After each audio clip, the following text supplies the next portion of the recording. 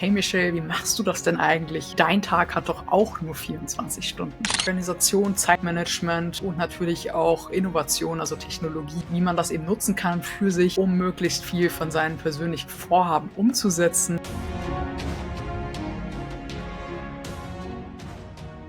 Hallo und herzlich willkommen zu einer neuen Podcast-Folge Erfolgsgeflüster. Schön, dass du wieder mit dabei bist. In dieser Solo-Episode möchte ich mal ein paar private Einblicke geben darin, wie ich mich denn eigentlich organisiere, damit ich all das hier, was ich mache, unter anderem diesen Podcast, auch zeitlich schaffe. Warum das Ganze? Mir begegnet immer wieder die Frage, hey Michelle, wie machst du das denn eigentlich? Dein Tag hat doch auch nur 24 Stunden. Genau, das ist die Tatsache. Wir nutzen unsere Zeit alle sehr unterschiedlich und das ist vollkommen in Ordnung. Also bitte da der Disclaimer, es ist absolut keine Wertung. Ich werde hier einfach nur darauf eingehen, was ich mache, wie ich mich organisiere, damit ich eben möglichst viel von den Dingen umsetzen kann, die mir persönlich wichtig sind für meine Ziele. Wenn du das anders handhabst, dann ist das vollkommen in Ordnung. Wenn du sagst, du möchtest aber mehr mit deiner Zeit anfangen, dann kann ich dich vielleicht hier ein bisschen inspirieren. So oder so ist es dir überlassen, was du daraus mitnimmst. Lass uns mal direkt starten. Also, Michelle, wie machst du das? Du hast doch all diese Themen, du hast einen Podcast, du arbeitest, du machst eine Agentur, die du aufbaust, du machst Content, du gehst ständig irgendwie laufen, du gehst ständig auf Seminare. Wie machst du das alles? Wie kriegst du alles unter einen Hut? Ich möchte das Ganze mal ein bisschen erzählen gleich anhand der Story von meinem Podcast. Denn genau hier ist mir kürzlich eine Story begegnet, die das Ganze sehr schön, ja, versinnbildlicht, wie unterschiedlich wir doch alle denken und wie vielleicht auch so ein bisschen noch das Unverständnis vorhanden ist bei der einen oder anderen Person zum Thema, ja, Organisation, Zeitmanagement und natürlich auch Innovation, also Technologie, wie man das eben nutzen kann für sich, um möglichst viel von seinen persönlichen Vorhaben umzusetzen und da einfach, ja, seine eigene Zeit sehr gut zu nutzen.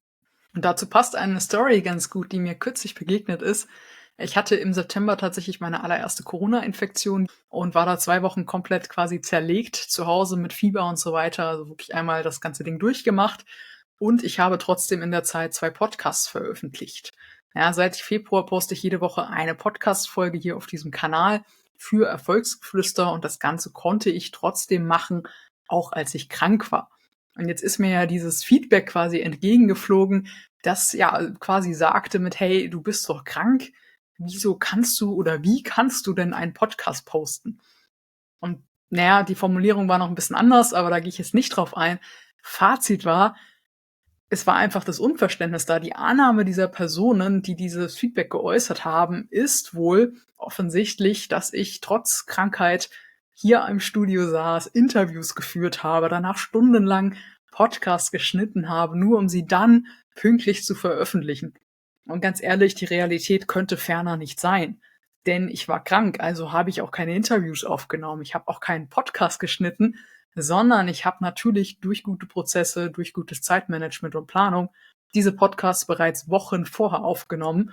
Ja, ich habe sie teilweise selber geschnitten, teilweise auch anderen Leuten gegeben zu schneiden, nur um sie dann pünktlich posten zu können, egal ob ich fit bin oder ob ich krank bin.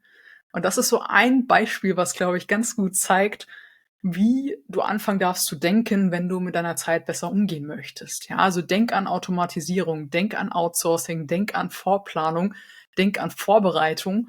Und gerade wenn du zum Beispiel Content machen möchtest, wie Podcasts oder auch Social Media Content, YouTube-Videos, was auch immer es bei dir ist, LinkedIn-Beiträge und Co., dann denke da mal ein bisschen in Batch Producing heißt das, ja, also dass du dir zum Beispiel einen Tag vornimmst. Bei mir ist es im Moment immer der Montag oder tatsächlich der Samstag, wo ich einfach ganz viel Content quasi mache.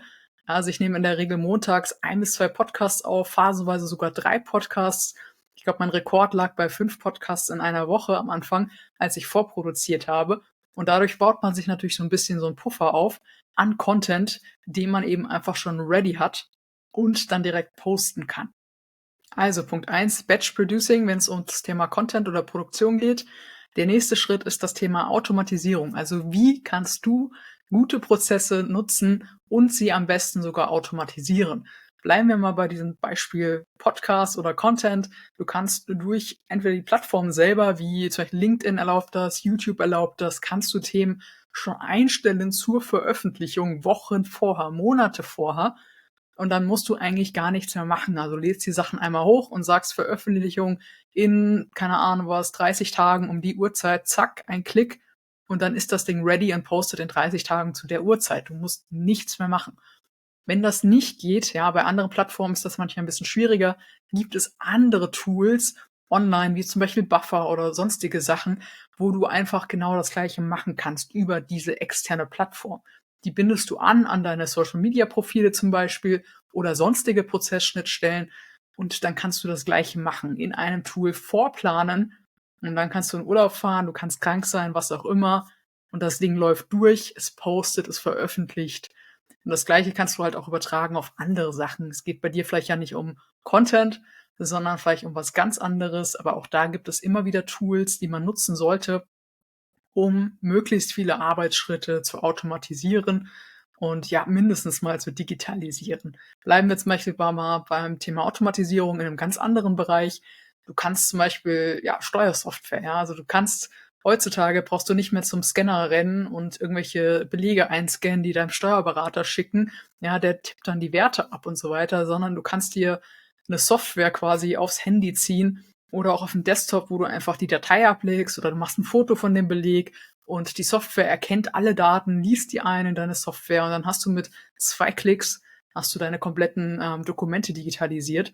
Und auch da kannst du die Prozesse automatisieren, dass die dann automatisch verschickt werden, dass da automatisch Berichte generiert werden und so weiter. Also egal in welchem Tätigkeitsfeld du bist, Automatisierung ist so wichtig und gerade in Zeiten von KI ist das wirklich nicht mehr ein Hexenwerk, sondern du setzt dich da einmal hin, schaust dir an, welche Prozesse möchtest du automatisieren und dann holst du dir vielleicht auch Hilfe. Ja, also nicht alles geht ja super easy selbst, aber es gibt da eben Leute, die sind fit da drin. Deswegen, wenn du selber nicht hinbekommst, dann such dir da halt mal Unterstützung. Ja, lass dich mal beraten, lass mal einmal so einen Prozess aufsetzen, automatisiert und dann sparst du dir einfach extrem viel Zeit. Also das sind so ein paar Themen, die ich mitgeben wollte. Ja, wir hatten das Thema Batch Producing, Automatisierung, Digitalisierung natürlich. Dann natürlich auch das Thema Outsourcing, ja. Also ganz ehrlich, du musst ja nicht alles selber machen. Es gibt viele Dinge, gerade so, ja, leichte Tätigkeiten, in denen man vielleicht dein Know-how gar nicht komplett braucht, sondern eben einfach Teilelemente, ja. Also such dir Spezialisten, die das, was dich viel Zeit kostet, in der Hälfte der Zeit schaffen, weil sie den ganzen Tag nichts anderes machen, ja. Also ich weiß zum Beispiel noch, ich habe früher meine Steuer und alles immer selber gemacht, hat mich echt viel Zeit gekostet. Ja, und heute gebe ich das jemandem, einem Steuerberater, und der macht den ganzen Tag nichts anderes. Für den geht das viel, viel schneller. Ja, klar kostet es mich Geld, aber wenn ich überlege, wie viel Zeit ich da drin verbracht habe früher, im Vergleich zu dem, was ich jetzt heute zahle, ist es mir das persönlich wert, weil ich einfach viel mehr Zeit für die anderen Dinge habe, die ich gerne machen möchte. Und so kann ich viel mehr umsetzen und spare mir sogar am Ende letztlich auch noch Kosten. Und das Gleiche eben auch, bleiben wir beim Podcast, ja. Also ich muss ja nicht jede Folge selber schneiden. Ich schneide total gerne selber, weil ich da richtig Freude dran habe. Aber auch da, manchmal habe ich nicht die Zeit. Manchmal möchte ich wieder ein paar Dinge vorproduzieren und dann gebe ich das halt jemandem. Ja, dann lasse ich das halt jemanden schneiden. Deswegen hier, ja, ganz offen und ehrlich, ich schneide nicht jede Folge selbst. Viele schneide ich selbst. Gerade am Anfang habe ich alles selbst geschnitten. Aber wenn ich gerade mal vielleicht ein Zeitproblem habe oder einfach mal andere Dinge habe, die ich fokussieren will, dann lagere ich das halt aus. Also Outsourcing, Empfehlung 3, ganz wichtig, denk da mal drüber nach. Ich kann es total verstehen, am Anfang ist da so die Hürde recht hoch. Gott, mein eigener Content oder ja, nachher machen die das nicht so gut wie ich. Ja, auch davon muss man sich halt ein bisschen verabschieden, ja, bye Perfektionismus. Einfach mal machen, einfach mal ausprobieren und oft wird man dann sogar überrascht und die Leute machen das sogar besser als man selbst. Deswegen sei da einfach mal offen, probier dich aus und es lohnt sich auf jeden Fall mit der Zeit, ja. So viel mal dazu. Jetzt würde ich gerne auf einen nächsten Baustein eingehen, der sehr wichtig ist, mit Blick eben auf das Thema Zeitmanagement. Und da sind wir zum Beispiel bei dem Thema Routinen, also die Macht von Routinen. Ich glaube, dazu habe ich auch mal eine ganze Podcast-Folge schon veröffentlicht. Macht von Gewohnheiten hieß das Ding, glaube ich.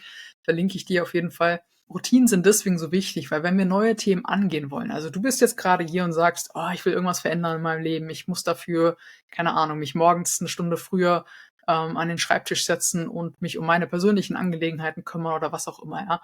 Du hast so eine Sache, wo du weißt, wenn ich das tun würde, das wäre schon gut für mich, aber du brauchst echt viel Energie am Anfang, um diese Sache anzuschieben.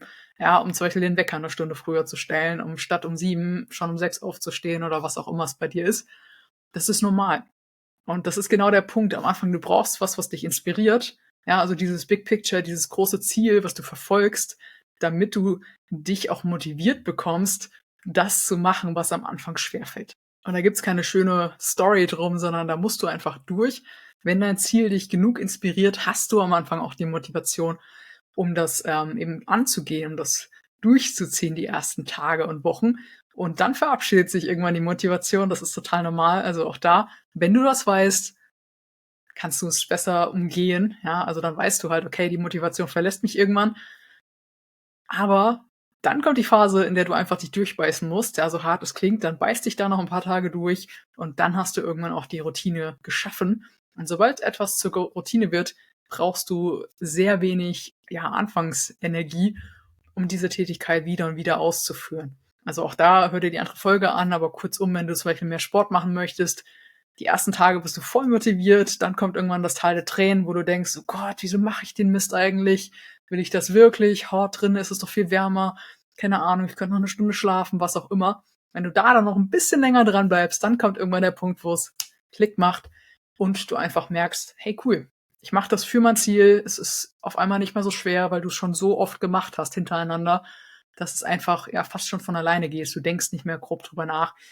Das ist auch so 'n Punkt, wo ich einfach dich einladen möchte. Reflektier das mal regelmäßiger und schau einfach, dass du hin und wieder mal was Gutes, Neues in deinen Alltag integrierst, was dich wirklich weiterbringt. Denn sobald so was zur Routine wird, kostet's dich eben viel weniger Energie.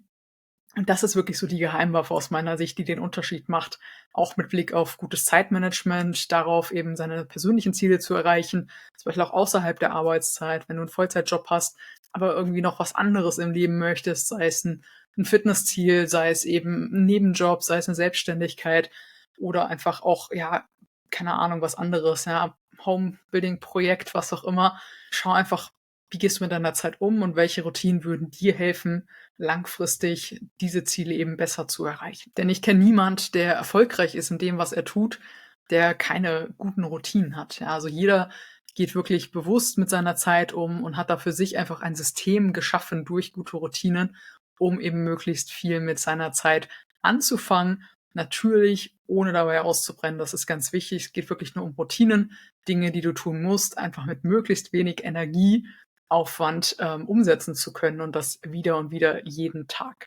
Und dazu gehören natürlich auch klare Tagesabläufe, womit wir eben beim nächsten Punkt sind, und zwar das Thema Planung. Planung und Priorisierung ist auch so ein Baustein, der sehr wichtig ist, und da sind wir jetzt ein bisschen bei den Zeitmanagement-Methoden.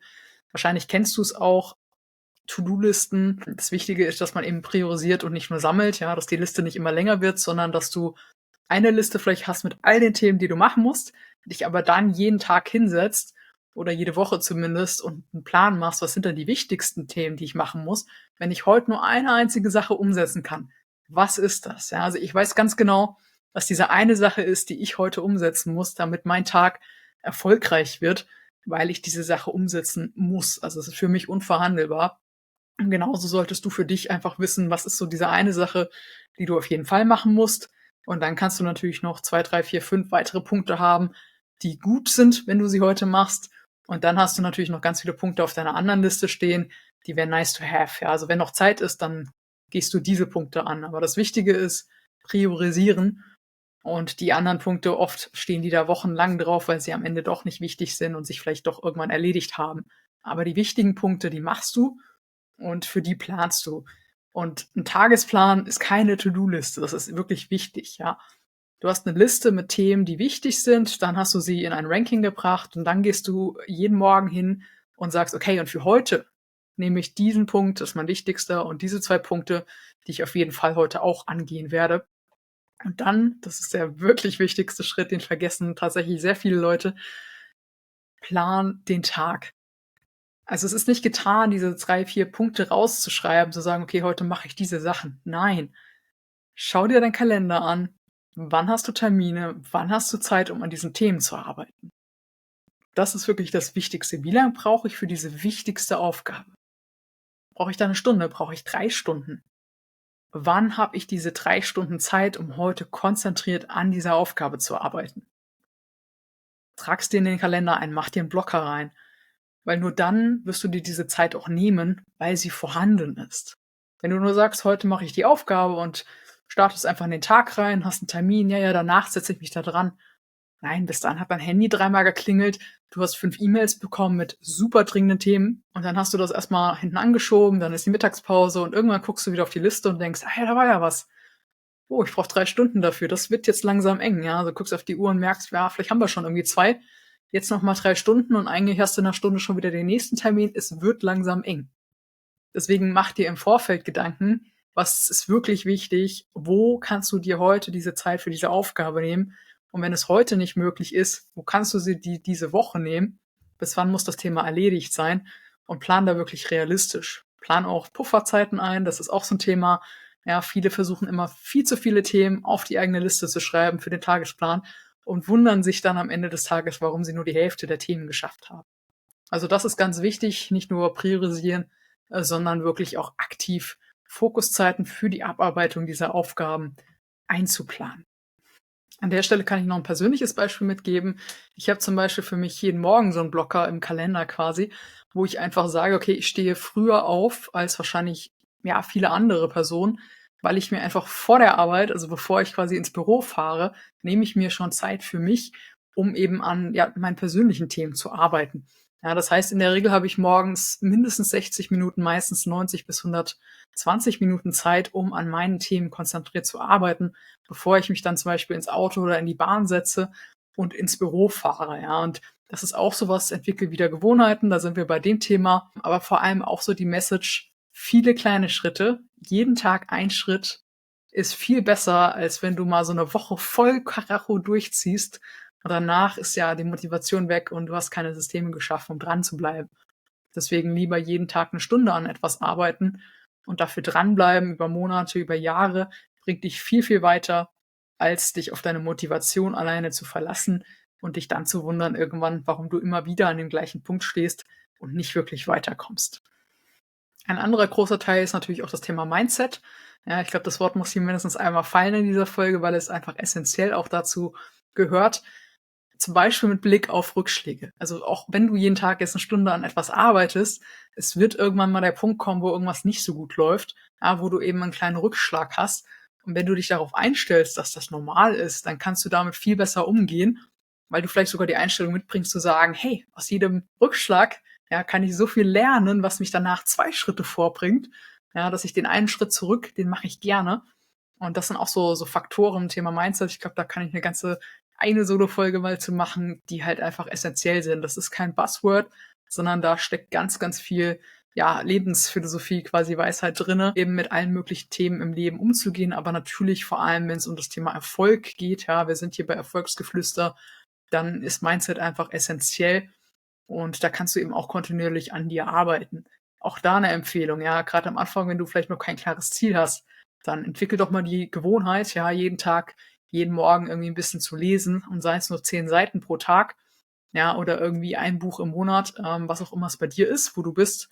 Das ist eine Empfehlung, weil da lernst du ganz viel für dich. Du lernst ganz viel über deine persönlichen Einstellungen und du fängst an, eben deine Gedanken quasi zu verändern, also deine Einstellung zu Aufgaben, zu, ja, Projekten, zu, Lebensweisen, zu Zielen, zu Menschen, zu Erfolg einfach zu transformieren und kommst allein dadurch automatisch schon viel näher zu dem, was du wirklich mit deinem Leben machen möchtest. Ich packe dir dazu ein paar Buchempfehlungen unter diese Podcast-Folge. Schau da gerne mal rein in die Liste. Das sind alles Bücher, die ich mindestens einmal gelesen habe. Die meisten davon habe ich 2 bis dreimal gelesen, weil da einfach so viel, ja, Wissen drin steckt, so viel Veränderung quasi mental passiert ist, dadurch, dass ich sie gelesen habe. Deswegen habe ich sie teilweise sogar 2 oder dreimal gelesen, weil das einfach ganz viel mit mir gemacht hat.